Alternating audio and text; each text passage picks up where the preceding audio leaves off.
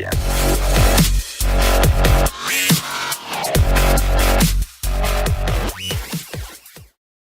Welcome everybody to wisetake.com MMA DFS podcast. I'm your host Jeff, aka Wigsplitter. Today we're going to be going over UFC Fight Night, Lawler versus Dos Santos from Winnipeg, Canada. Before we jump into UFC Fight Night 124, I'm just going to go over the previous card, which is Ponson versus Ortega. Actually, I had for my overall picks, I didn't do so well. It was 6-7. I swung and a missed on the Davis Carmouche fight, the Saunders Sukmantah, and the Swanson Ortega fight. I wasn't really expecting, and even though I put in my article that Gabriel Benitez was a great play, as you can see here, I really liked him for my value plays. The only value play that didn't hit was Aljamain Sterling, who had that horrible KO loss to Marlon Moraes. That was another fight I lost in my picks. But overall, I had a solid night DFS-wise. I had $195 in entries, $674 in winnings. My best line was 524.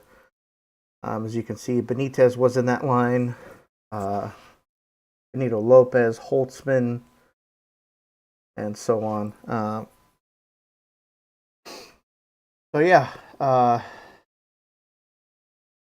not too bad. But let's jump into this next card, Lawler versus Dos Santos.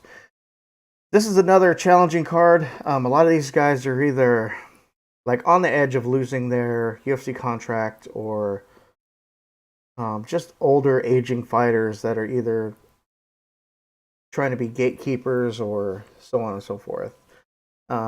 Let's jump right into the action. The first fight on the early Fight Pass prelims is Nordine Talib versus Danny Hot Chocolate Roberts. Danny Roberts got solid power, decent grappling. Talib is a technical striker.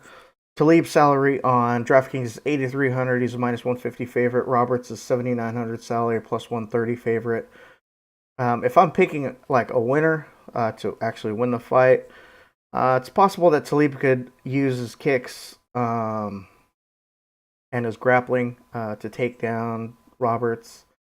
But Roberts has decent takedown defense, so it's possible that could nullify unless Roberts fades later on in the fight and Talib lands a couple of takedowns. But Talib is he's a typical TriStar fighter, so gonna have technical striking.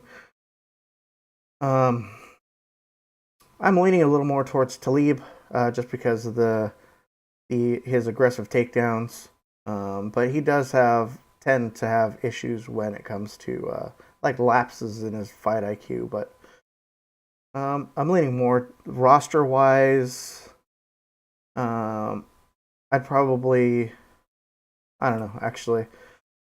I want to see how it goes, but I'm leaning a little more towards Talib right now to build. If I'm going to throw him in at his mid-price, it's not too bad. Moving on to the next fight, we have Jordan Main going up against Eric Silva. Honestly, Jordan Main actually retired, and then now he's back fighting again. Whenever that happens, I tend to be really tentative rostering a guy like that. Main's salary is $8,400. He's a minus 135 favorite going up against Silva. $7,800 salary is a plus 115 underdog. Now, I could understand why Silva is pretty much a slight underdog. He is chinny. He gets hit. He could go out for a second. Jordan has decent power. He has sneaky striking, crafty. His salary is $8,400, and Silva's is $7,800.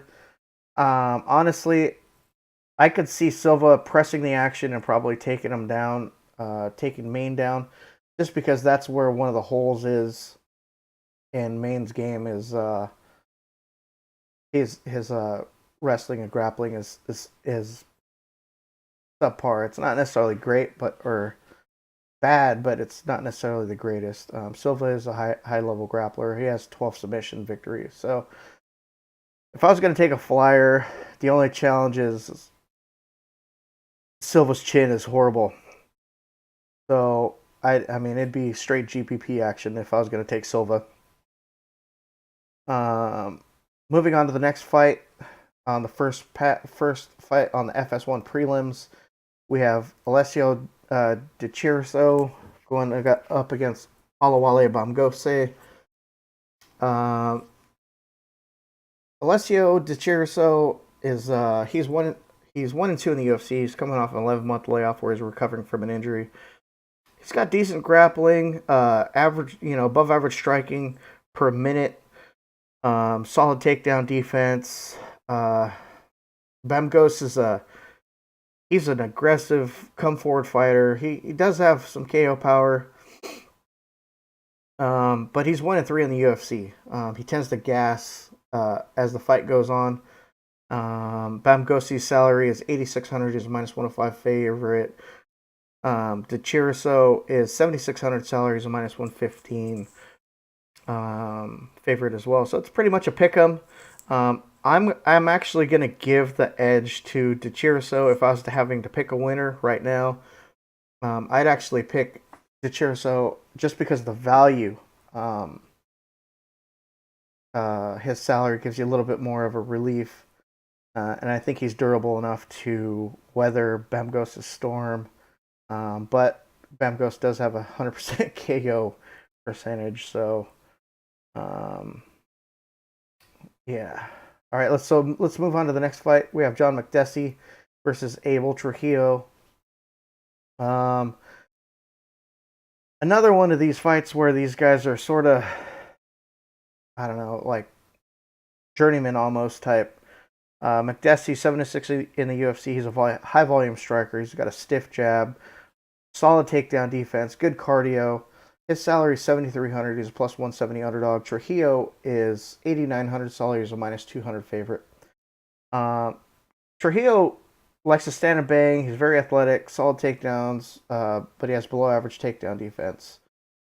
I'm not sure where his power went or if he's just changing his fighting style, but in his last few fights or his last 4 or 5 fights, he hasn't really crushed anybody like he did when he first came on the scene. I'm picking a winner, and especially for the salary relief, I actually think DFS wise, I'm actually leaning more towards Makdessi, just because he has a little bit more technical striking with a stiff jab. He might be able to outlast Trujillo, who might gas later in the fight, but we'll see how that goes. 8,900 salary. His last few fights, he's gone to decision, so I'm not necessarily, that doesn't interest me at all when it comes to DFS. Moving on to the next fight, we have Tim Elliott going up against I'm gonna murder this Pietro Manga. Pietro Manga is one of Europe's hot prospects right now. He's a high level grappler. He does have KO power. Solid submissions. Going up against Tim Elliott, he's a high pace, push forward fighter. He likes grinding his opponents. He has a lot of takedowns. Takedowns equal points. This is pretty much salary wise, it's pretty interesting. Tim Elliott 7,300 salary. Manga 7,200 salary. Actually, let me double check that. Verify that real quick. Make sure I'm not wrong. But Tim Elliott, like I said, he's a come forward fighter. He likes grinding his opponents. Not exactly sure.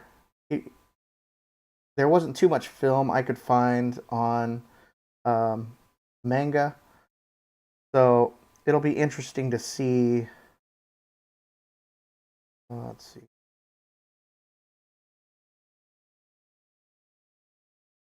So Pietro Manga 7,200. Tim Elliott. Oh, I was wrong. Tim Elliott's 9,000 in salary. That was my mistake. I typed it in wrong. But 3-6 in the UFC. Tim Elliott's 3-6 in the UFC. Going up against a guy who's making his UFC debut. I'm going to give the edge, if I had to pick, towards Tim Elliott. But his salary is pretty high. I couldn't see here. If you look at his game logs, he lost his last fight, round 1 submission. He only scored 0.5 points, but before that, he had a decision win over Smolka, 175, decision loss to Johnson, decision loss to Makovsky, submission loss, Baganov, decision loss. So his only real win in his last 5-6 fights has been against Smolka, and it was a decision. Now, going up against Manga, I mean, I'm now looking at that, I'm actually leaning a little more towards Manga just because of the value. 7,200, high upside. If he could score a submission, which he is a high-level grappler, it's possible that he could pay off that salary fairly well.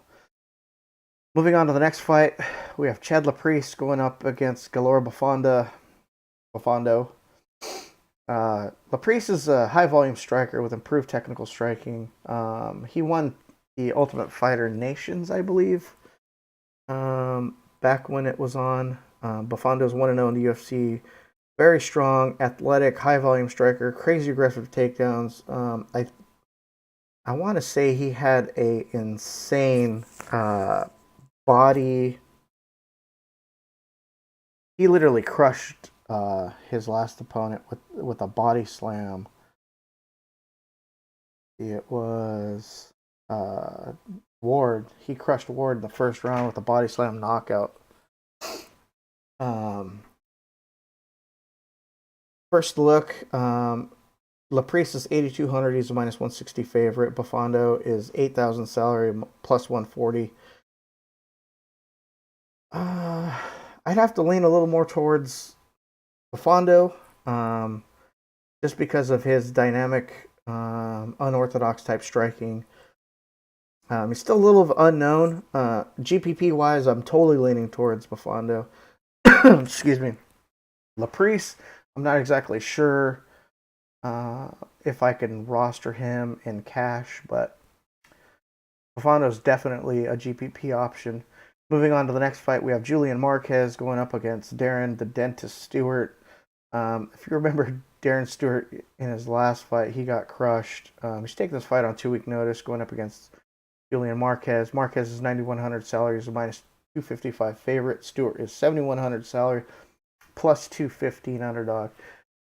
I could lock in Marcos right now for the win. Darren Stewart's only win was actually turned to a no contest because it was reviewed that it was an illegal headbutt that actually damaged his opponent.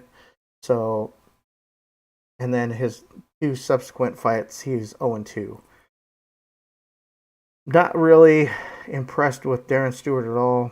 Julian Marquez he has a highlight reel head kick KO on Dana White's Contender Series, which was pretty impressive. If you look at him, he doesn't necessarily look that like a guy that is athletic, but I think he has a good chance at beating Stewart. At 9,100 salary, I'd have to see how the roster build goes out, but he's definitely in play, especially for cash. Darren Stewart just isn't that good. And when it comes to scoring, I'll take the chance on Marquez getting a highlight reel KO against Stewart, who's already shown to be not that durable. Moving on to the next fight, the last fight on the FS1 prelims, we have Jared Cannonier going up against Jan Blachowicz. Cannonier is a very athletic grappler with explosive power, but he struggles with his takedowns for some odd reason, being a wrestler by trade. Jan Blachowicz is a very strong athletic striker with improved grappling, and he has solid submission skills. He actually had a standing guillotine choke, or maybe it was like a rear naked. No, it was more like a standing guillotine that he had in his last fight. He was actually an underdog in that fight as well. First look, I'm thinking Cannonier's salary at 8,800. He's rosterable, but Blachowicz is very appealing in tournament wise because both these guys are very durable. But I'd like to see. This is one of the fights I'm actually looking forward to. He did take this fight. He did take this fight into. Did he take this on short notice? I'm not sure. Can't remember if he's stepping in for somebody or not, but wait, that's right. Blachowicz is stepping in for Nogueira, who had a USADA violation. That's what it was. But I definitely would take a flyer on Blachowicz for GPP. Cannonier, he's definitely rosterable at 8,800. Moving on to the first fight on the FS1 prelims, we have Glover Teixeira versus Misha Cirkunov. Now, Glover Teixeira a few years ago was a devastating striker. I mean, insane.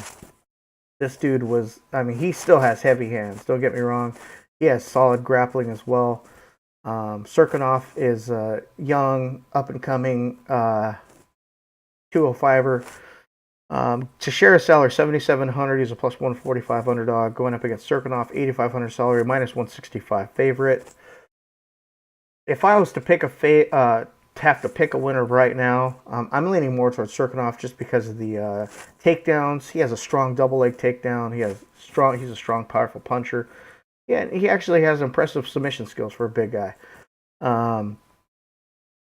Teixeira, on the other hand, ever since that knockout loss he had, and post USADA, it just seems like he hasn't been the same.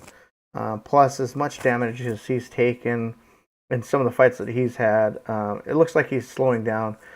Similar to like Jason Knight, if you watched the last card this past weekend, Jason Knight didn't look the same, and I have a feeling Glover Teixeira is in that same boat where he's just starting to get some of that concussion syndrome where he's just slowing down. But you can't count him out. I mean, he's got KO power, that's definitely for sure. GPP wise, or I could definitely roster Teixeira, but if I was leaning towards anything, Cirkunov is definitely rosterable at that price. Moving on to the next fight, we have Santiago Ponzinibbio versus Mike Platinum Perry. Now, these guys, Perry has been trying to do some social media smack talk towards Ponzinibbio. Ponzinibbio isn't necessarily the type of person who lashes out in social media. He's a pretty cerebral person. He's a high-paced technical striker with killer instincts. I mean, he has KO power himself. Now, Mike Perry has lights-out KO power as well. And I think I'm probably going to catch a lot of flack for this, but I'm leaning Ponzinibbio to grind out a victory. I don't see this necessarily going to a decision, but I do see a late second or third round Ponzinibbio victory, either by ground and pound or submission due to strikes. Ponzinibbio's salary 8,700. He's a minus 190 favorite. Perry is 7,500 salary, plus 165 underdog. Perry is definitely a GPP option if you want to try to throw him in there. Just for that KO upside. Both these guys have crazy KO upside. If you went and did one Ponzinibbio lineup with a Perry lineup and differentiated yourself the rest of the way down, that would be a good strategy for GPP. Moving on to the next fight, is another intriguing fight. Ricardo Lamas versus Josh Emmett. Josh Emmett is taking this fight on short notice. He's Ricardo Lamas' initial fight. He was supposed to fight, I think, Aldo, who stepped in to fight Holloway this previous card. Lamas' salary is 9,300. He's a minus 275 favorite. Emmett is 6,900 salary. He's a plus 235 underdog. Lamas is he's 9-3 in the UFC. He's a well-rounded striker, solid kicks. He has sneaky submissions. Now